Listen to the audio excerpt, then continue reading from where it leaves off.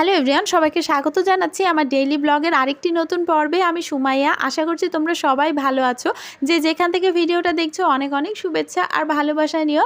গতকালকে সন্ধ্যার সময় ভাত রান্না করার তো প্রয়োজন ছিল, রাতে ভাত কিচ্ছু ছিল না, আর একই সাথে আমার তখন চাও খেতে ইচ্ছা করছে, বাবুর ডিম সেদ্ধ। তো আমি যদি চা আলাদা করে চুলাতে করতে যেতাম, আলাদা করে ডিম সেদ্ধ, কতখানি সময় যেত বলো। আবার জ্বালানি খরচেরও একটা ব্যাপার আছে, আমাদের এখানে কিন্তু লাইন গ্যাস নাই, এলপি গ্যাস, যার কারণে সেটাও একটা কিন্তু সমস্যা।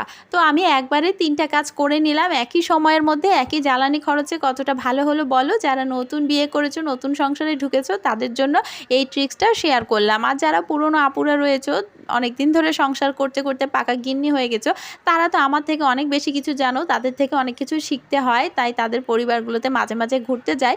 তো আমি শুধুমাত্র ওয়াচ টাইমটা দেওয়ার জন্য, লাইকটা দেওয়ার জন্য কিন্তু যাই না, আমি ভিডিওগুলো দেখতেই যাই। আমার উদ্দেশ্যই থাকে ভিডিওগুলো থেকে যদি কিছু একটা বাড়তি জানা যায়। একটা মানুষের সাথে মিশলেই না অনেক কিছু জানা যায়। যখন অফিসে একসাথে কাজ করি তখন একে অপরকে কিন্তু জানার, বোঝার চেষ্টা করি, একে অপরকে হেল্প করি, বিভিন্নভাবে হেল্প করি। সে হঠাৎ অফিসে অসুস্থ হলে তাকে হাসপাতালে নিয়ে যাই, প্রয়োজনে পকেট থেকে পয়সা বার করে দেই, তার অথবা তার পরিবারের যে কোনো ডেলিভারি কেস হলে প্রয়োজনে আমরা কিন্তু আমাদের ব্লাড ডোনেটও করে থাকি। তাহলে আমরা যদি সহকর্মীর প্রতি এতটা সহমর্মিতা দেখাই, তাহলে ওয়াইটিতে নয় কেন? ওয়াইটিও তো আমাদের একটা কাজের জায়গা, এইটা কাজ করার একটা বৃহত্তম প্ল্যাটফর্ম। আজ সকালে ব্রেকফাস্টে পরোটা করেছিলাম 4টা, মেয়েকে একটা খাইয়ে দাইয়ে 8টার আগে স্কুলে রেখে এসেছি। তারপরে আমি বাসায় এসে আমি আর হাজব্যান্ড ব্রেকফাস্ট সেরে আবার অফিসে গিয়েছিলাম।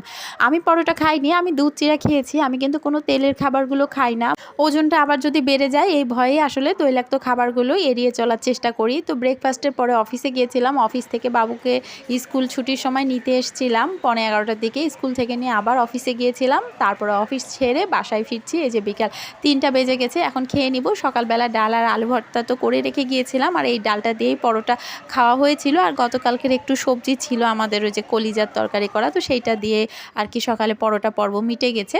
তারপরে এখন ভাবছি লাঞ্চের পরে করলাটা ভাজি করি। আমি ফেরার সময় আর কি রাস্তায় আলু নেওয়ার জন্য দাঁড়িয়েছিলাম একটা সবজির দোকানে, তো সেখানে করলা দেখে ভাবলাম নিয়ে যাই। এমনিতে করলা আমার খুব পছন্দ, তারপর যেহেতু ডাল আর আলু ভর্তা করেছি তো ভাবলাম ডালের সাথে করলা ভাজি ভালোই লাগবে। কিন্তু করলাটা ভীষণ তিতা ছিল, হাজব্যান্ড আর মেয়ে তো খেতেই পারবে না মনে হয়। এখন দেখা যাক, এখনও খাওয়া হয়নি, রাতে খাবো। তবে আমি খেয়েছি, আমি ওই ভাজার সময়ই কিছুটা খেয়ে দেখেছি। আমার এতই পছন্দ, পৃথিবীতে হয়তো কারো করলা এত পছন্দ হয় না, আর আমি হয়তো তিতা পছন্দ করে বলি। করলার মতো আমাকেও অপছন্দ করে এমন মানুষ রয়েছে পৃথিবীতে, তিনি করলাও দু চোখে দেখতে পারে না, আর আমাকেও। আমি অন্য কোনো সময় তার ব্যাপারে তোমাদের সামনে ডিটেল বলবো, কারণ তার সাথে গল্পটা অনেক বড়। এরপর আজকে আমি আমার জন্য একটা হেয়ার অয়েল বানিয়েছিলাম, এটা আমি প্রতি সপ্তাহে একদিন চুলে ব্যবহার করি, সেটা তোমাদের সাথে একটু শেয়ার করলাম। এটার মধ্যে বেশি পরিমাণে সরিষার তেল রয়েছে, একটা পেঁয়াজ কুচি করে দিয়েছি, আর 2 চা চামচ নারকেল তেল। বাসায় যদি বাদাম তেল বা জলপাই তেল থাকে তো সেটাও 1 চামচ 2 চামচ করে এতে মিক্সড করে নিতে পারো। তেলটা আমি গরম চুলার উপর রেখে দিয়েছিলাম, রান্নার পরে চুলায় যে তাপ ছিল তাতেই তেলটা ফুটে উঠেছিল। এরপরে তেলটা ঠান্ডা হলে আমি উপর থেকে আস্তে করে একটা কন্টেনারে ঢেলে নিয়েছি, আর নিচে পেঁয়াজ আলা যে অংশটা ছিল সেটা আমি আমার মাথায় সাথে সাথে অ্যাপ্লাই করে শ্যাম্পু করে গোসল করে নিয়েছি। আর এই তেলটা আমি তো প্রতিদিন ব্যবহার করি না, সপ্তাহে একদিনই ব্যবহার করি, এই জন্য এইটুকু পরিমাণে আমার অনেক দিন চলে যাবে। তারপরে যখন আবার প্রয়োজন হবে টাটকা টাটকা বানিয়ে নেব। তেলটা ব্যবহার করার পর শ্যাম্পু করলে চুল কিছুটা কালো ও ঝরঝরে দেখায়। 2015 সালের ঘটনায় যাই, তখন আমি আর আমার হাজব্যান্ড চায়নাতেই থাকতাম। আমরা ছোট দুটো চাকরি করতাম, ছোটই বলতে হবে, কারণ 12 সালে গ্র্যাজুয়েশন কমপ্লিট করার পর তখনও আমরা হায়ার এডুকেশনের জন্য ওখানে পড়াশোনা এবং কাজের চেষ্টা করছিলাম। ঠিক সেই সময়ে আমরা হঠাৎ করে জানতে পারি আমার শাশুড়ি মা ভীষণ অসুস্থ। তার অসুস্থতার খবর শুনে দেশে ফিরে আসে, এবং আসার পরে দেখতে পাই যে উনি ক্যান্সারে আক্রান্ত হয়েছেন এবং ওনার লাস্ট স্টেজ। এখন আর আমাদের কিছুই করার নেই। তারপরও আমরা চেষ্টা করেছিলাম দেশের বাইরে নিয়ে চিকিৎসা করাবো, ভালো কিছু একটা যদি হয়, কিন্তু সেই সময় আসলে আমরা কেবল পড়াশোনা শেষ করেছি, নিজেদের সেভাবে কোনো রোজগার নেই, তো তাই আমার বা আমার হাজব্যান্ডের কথার কোনো জোরও ছিল না। তাই আমার শাশুড়ি মার যারা ভাই বোন তারা যেভাবে বলেছে আমরা সেভাবেই আর কি সব কিছু করেছি। আর আমার শাশুড়ি মা তার শেষ সময়ের অবস্থান করেছিল তার ছোট বোনের বাসায়, কারণ আমার শ্বশুর কিন্তু জীবিত নেই। আমার শ্বশুর মারা যায় যখন আমার হাজব্যান্ড ক্লাস 9-এ পড়ে, আর যার জন্যে তারপর থেকে তার নানা বাড়িতেই আর কি আমার শাশুড়ি গিয়ে থাকতেন। আর এই কারণে আমার যেটা শ্বশুরবাড়ি বা আমার শাশুড়ির যেটা শ্বশুরবাড়ি সেখানে বাকিদেরও মতামতের দাম তো আমার শাশুড়ি মার বাবার বাড়ির লোকজন দিতেন না, তাকে তাদের মতো করেই চলতে হয়েছে। এবং এই চলাটাই হয়তো একসময় তার ভীষণ মানসিক কষ্টের কারণ হয়ে দাঁড়ায়, যার কারণে আর কি ক্যান্সারের মতো একটা অসুখকে আমার মাঝে মাঝে মনে হয় উনি দাওয়াত দিয়ে ডেকে নিয়ে এসে পৃথিবী ছেড়ে চলে গেছে। আসলে কষ্টগুলো শেয়ার করতে পারিনি কারোর সাথে। আর এই পৃথিবীতে না মেয়েদের কষ্ট কেউ বুঝে না।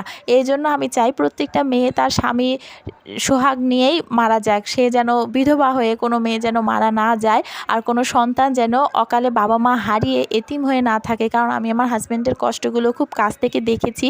আর আমার শাশুড়ির মৃত্যুসজ্জার শেষ 3-4টে দিন আমি ওনার কাছে ছিলাম, ওনার খাওয়া দাওয়া যত্নটা যতটুকু পেরেছি করার চেষ্টা করেছি। তখন আমার বয়সও খুব কম, আর খুব কম বয়সেই আমার বিয়ে হয়েছিল, যার জন্য তখন আমি ভীষণ আনাড়ি ছিলাম, না সংসারে কাজ করতে পারতাম, না এক গ্লাস পানি ঢেলে নিজে খেতে পারতাম।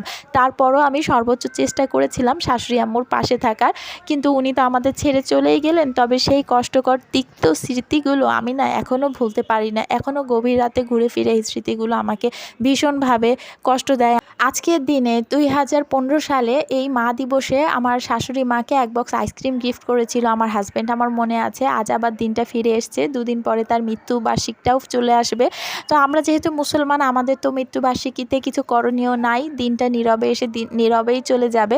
আর আমরা ভুলে থাকার একটু ভান করব, কিন্তু কেউই ভুলে থাকবো না। হাজব্যান্ডও মুখ কোমড়া করে বসে থাকবে। আসলে কি বলবো বলো, মৃত্যু শোক খুব কঠিন, কিন্তু তারপরও আল্লাহ পাক আমাদের সবাইকে দিনটা নিয়ে হা হুতাশ করতে নিষেধ করেছেন। কারণ মানুষ তার সৃষ্টি, তার কাছে সবথেকে প্রিয়, তার প্রিয় জিনিস তার কাছে থাকবে, এটাই স্বাভাবিক। আমরা কিছুই না, দুদিনের পৃথিবীতে মায়ার বাঁধনে জড়িয়ে একটু বেশি ইমোশনে হয়ে যায় আর কি। তো আজকে আর বেশি কিছু বলবো না, এতটুকুই বলবো যে ক্যান্সার রোগীর অবস্থা যদি ভালোর দিকে থাকে, প্রাইমারি স্টেজ থাকে, তাহলে দ্রুত কেমোটা দিয়ে দেওয়া উচিত। আর যদি একদম লাস্ট স্টেজ হয় সেক্ষেত্রে কেমোটা না দেওয়াই ভালো। কারণ কেমো দেওয়ার পর রোগী আর বেশি সময় তখন ভালো থাকে না, দ্রুত খারাপের দিকে চলে যায়। তার থেকে শেষ পর্যায়ে হলে যে কটা দিন নিজেদের কাছে থাকে সে কটা দিনই রেখে দেওয়া ভালো। তো শেষ অবস্থায় গেলে কখনোই কেমোটা সাজেস্ট আমি করি না, তবে ডাক্তাররা অনেক সময় সুযোগ নেয় যে কষ্ট পাচ্ছে তার থেকে কেমো দিয়ে দিই, হয় ভালো হবে, নয় রোগ মুক্তি না ঘটলেও কষ্ট মুক্তি ঘটবে। কিন্তু আসলে এইরকম করতে গিয়ে মানুষটাই হারিয়ে যায়। তো আমার আত্মীয় পরিজনেরা এই কাজটা করেছিল আমার শাশুড়ির সাথে, হয়তো কিছুটা সম্পদের বিষয়ও ছিল। আমার শাশুড়ি মার সমস্ত সম্পদ, গহনা, এমনকি জমা জমি সব কিছু এখন পর্যন্ত তার ভাই বোনেরাই ভোগ দখলে রেখেছে। আমি আর আমার হাজব্যান্ড তো আমরা রোজগার করে খাই। যাই হোক, দুপাতা বিদ্যা পেটে ছিল, তাই শত কষ্টেও হয়তো রোজগারটা করে খেতে পারি। আর হ্যাঁ, মামলা মোকদ্দমা চলছে, জানি না এইসব মামলা কবে নিষ্পত্তি হবে আর কবে আমরা আমাদের সম্পদগুলো বুঝে পাবো। আর যার জন্য এইসব ঝামেলায় পড়ে আর বিদেশেও আমরা মুভ করিনি, দেশেই থেকে গিয়েছিলাম। শুধু সেটাই না, আমার শ্বশুরবাড়িরও অনেক কিছু, শ্বশুরের জমা জমি সমস্ত প্রপার্টি তার ভাইরা ভোগ দখলে রেখে দিয়েছে, সেখান থেকেও আমাদেরকে কিছু দেয় না। পরবর্তীতে আমরা মামলা চালিয়েই যাচ্ছি এখনও, কিন্তু এভাবে কতদিন বলো। বাড়িঘর যেগুলো আমি দখল করেছি অনেকটা গায়ের জোরে যেভাবেই হোক দখল নিয়েছি, যার জন্য আমার শ্বশুরবাড়ির লোকজন সবাই বলে যে আমার বুদ্ধিতেই এত কিছু হয়েছে, আমি খুব খারাপ, আমি হাজব্যান্ডকে এইসব খারাপ পথে নিয়ে গেছি এইসব ভোগ দখলের। অথচ দেখো, ও যে একটা এতিম ছেলে, ওকে কেউই কিন্তু কোনো সাপোর্ট তো দেয়নি, ওর প্রাপ্য জিনিসটাও ওকে কখনো দেয় না। আর ও মানুষটা এতটা নিরীহ, নিরীহ বলেই কিন্তু আমি নিজে বাজারঘাট করি বা বাইরের কাজগুলো করি। ও কোথাও গিয়ে 10টা টাকা মানে দাম দর করে একটা জিনিস কিনতে পারে না, মানে এই পরিমাণ নিরীহ। আর এরকম হওয়ারই কথা ছিল, কারণ নানা বাড়িতে থেকে বড় হয়েছে, কখনো কোনো কাজের যে চাপ, প্রেশার বা যে দায়িত্ববোধ সেই জিনিসগুলো তার মধ্যে তৈরি হয়নি, অথবা তার আত্মীয় স্বজনরা তাকে সেইভাবে ইচ্ছাকৃতই তৈরি করেনি যাতে এতিম ছেলেপেলেদেরকে কৃতদাস হিসেবে সারা জীবন আটকে রাখা যায়। আর সে কাজটা তারা খুব সূক্ষ্মভাবেই করেছিল। তবে আমার সাথে বিয়ের পর আমি জোর করে আর কি বাইরে এসে আলাদাভাবে সংসার করি, এটা তারা পছন্দ করে না। আমার সমস্ত আত্মীয় স্বজন শ্বশুরবাড়ি, তারা চায় তাদের বাড়িতে থেকে তাদের সংসারে কাজকর্মগুলো আমি করি, আমি আমার কোনো ক্যারিয়ার তৈরি না করি, আমি চাকরি বাকরি ব্যবসা না করি। আর আমার হাজব্যান্ড যা রোজগার করবে বাইরে থেকে সেইটা সেই সংসারে দিবে। এইটা আমার চাচা শ্বশুর বলো, আমার খালা শাশুড়ি বলো, মামা শ্বশুর বলো, প্রত্যেকেরই এইটা ডিমান্ড। সেইটা আমি মেনে নেইনি বলে আমি এত কষ্ট করে বাইরে এসে সংসার করি, দিনরাত পরিশ্রম করি, নিজেদের মতো চলি। আর আমাদের যেটা প্রাপ্য জিনিস, হকের জিনিস, এইটা তারা আমাদেরকে দেয় না। মামলা চলছে, কবে নিষ্পত্তি হয় সেই সমস্ত তোমাদের জানাবো। তো মামলারটা একটা খরচ আছে, সেটাও কিন্তু আমাদেরকে এইভাবে জোগাড় করতে হয়। তো সেই সব দিক বলতে গেলে অনেক বড় গল্প বলা হয়ে যাবে। যাই থাকে। আমি এইসব কষ্টকে আর কষ্ট মনে করি না। নিতুদের পরিবার দেখে আর কি আমার মনে হলো যে এইরকম পরিস্থিতি আমিও পার করে এসেছি, তাই তোমাদের সাথে আজকে আমার এই খারাপ অভিজ্ঞতাগুলো একটু শেয়ার করলাম। ভালো থেকো সবাই, এ পর্যন্তই, টাটা।